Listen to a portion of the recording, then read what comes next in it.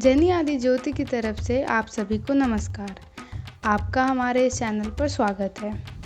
आज हम परमट स्थित बाबा आनंदेश्वर मंदिर के अपने अनुभव को साझा कर रहे हैं। इस वीडियो में आपको मंदिर में आने का उचित समय, प्रवेश शुल्क, मंदिर में होने वाली आरती का समय और यह मंदिर कहाँ पर स्थित है, इन सभी जानकारियों से अवगत कराया जाएगा। आपसे निवेदन है कि आप इस वीडियो को अंत तक देखें और यदि आपको यह वीडियो पसंद आया है तो लाइक, शेयर, कमेंट ज़रूर करें। हमारे चैनल को सब्सक्राइब करना न भूलें और आगे आने वाले वीडियो के नोटिफिकेशन के लिए बेल आइकन पर क्लिक करें।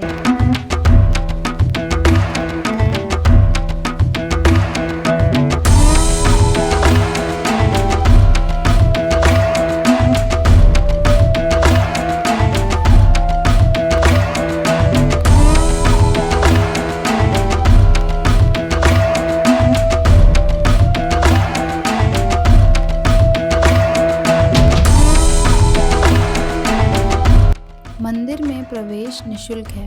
दोपहिया एवं चौपहिया वाहनों के लिए भी उचित शुल्क में पार्किंग की सेवा उपलब्ध है।